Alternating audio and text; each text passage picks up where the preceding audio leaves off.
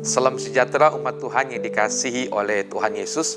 Dalam sapaan pastoral Prapaskah hari ini kita akan membaca satu bagian firman Tuhan yang terambil dari Matius pasal 22 ayat 37 dan 38. Jawab Yesus kepadanya, "Kasihilah Tuhan Allahmu dengan segenap hatimu dan dengan segenap jiwamu dan dengan segenap akal budimu. Itulah hukum yang terutama dan yang pertama." Bapak Ibu Saudara yang dikasihi oleh Tuhan Yesus, masa Prapaskah seperti ini adalah masa yang sangat penting untuk kita mengevaluasi hidup kita. Siapakah yang kita kasihi, siapakah yang kita sembah?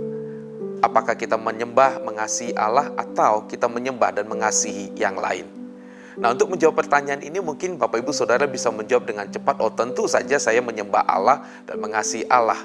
Karena saya kan orang Kristen, gak mungkin saya menyembah yang lain." Nah, Bapak Ibu Saudara, untuk menjawab pertanyaan ini, saya mau mengajukan beberapa pertanyaan dan jawaban dari pertanyaan ini akan memberikan gambaran kepada diri kita tentang hati kita. Misalnya, apa yang Anda rasa Anda tidak bisa hidup tanpanya? Bagaimana Anda menggunakan waktu Anda? Hal apa yang paling banyak menyita pikiran Anda? Bagaimana Anda menggunakan uang Anda? Apa yang memenuhi fantasi dan impian Anda? Apa yang dapat membuat hari Anda terasa bahagia, atau apa yang bisa membuat hari-hari Anda terasa begitu buruk adanya? Kehilangan apa yang membuat Anda merasa tertekan? Anda cenderung menempelkan apa untuk identitas Anda? Apa yang mengendalikan hidup Anda?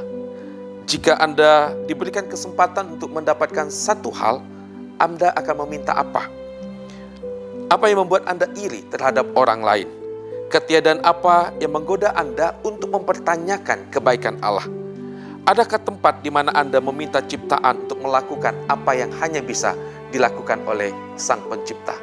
Nah, Bapak Ibu Saudara, jawaban untuk pertanyaan-pertanyaan ini sekali lagi akan memberikan gambaran kepada diri kita tentang isi hati kita. Kepada siapakah kita menyembah? Nah, Bapak Ibu Saudara, sekali lagi masa Prapaskah ini menjadi satu momen untuk kita mengevaluasi bahwa sesungguhnya apa yang kita pegang itu justru yang memegang kita. Nah, salah satu efek dari dosa adalah dosa itu mengubah sikap kita, bagaimana kita memandang Allah dan bagaimana kita memandang ciptaan. Nah, dosa Bapak Ibu Saudara menggoda kita untuk menggantikan Allah, sehingga dunia ini, ciptaan ini bisa memenuhi apa yang dilakukan oleh Allah. Nah, misalnya Bapak Ibu Saudara ya, kita manusia itu ingin mendapatkan kebahagiaan, ingin mendapatkan kepuasan, ingin mendapatkan kesenangan.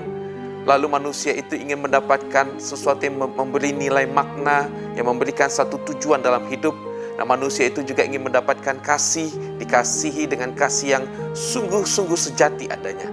Nah, Bapak Ibu Saudara, dosa menggoda kita bahwa dunia, bahwa ciptaan ini bisa memenuhi itu semua. Tapi kita tahu Bapak Ibu Saudara, dunia tidak akan pernah bisa memenuhinya. Nah, Bapak Ibu Saudara, dosa mendorong kita untuk menggunakan ciptaan dan memberikan semuanya itu. Dengan kata lain, dosa membuat kita menggantikan Allah Sang Pencipta dan sumber segala sesuatunya dengan ciptaan.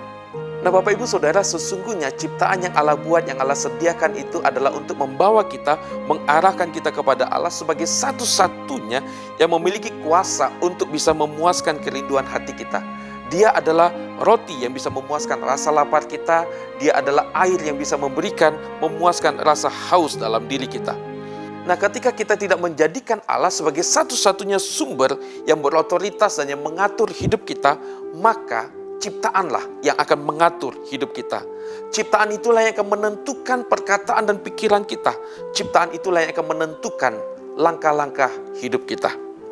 Dengan kata lain, Bapak Ibu Saudara, tanpa kita sadari, Allah itu hanya kita jadikan sesembahan kita di dalam ibadah yang formal, di dalam gedung gereja. Sedangkan dalam kehidupan kita sehari-hari, Allah bukanlah Sang Pencipta yang mengatur, yang mengontrol, yang berotoritas atas hidup kita. Sekali lagi Bapak Ibu Saudara, ciptaan itu baik adanya, namun oleh karena dosa yang menggoda diri kita, maka yang baik itu menjadi sesuatu yang buruk dan itu berkuasa atas hidup kita. Nah, Bapak Ibu Saudara, kematian Tuhan Yesus di kayu salib untuk menebus kita dari hidup yang sia-sia, tanpa tujuan, tanpa makna. Tuhan Yesus datang untuk membawa kita kembali kepada apa yang Tuhan mau, untuk melihat segala sesuatu dari perspektif Allah, untuk menilai segala sesuatu dari sudut pandang Allah.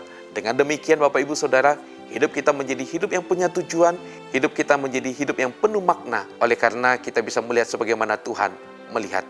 Kiranya Tuhan memberkati kita. Amin.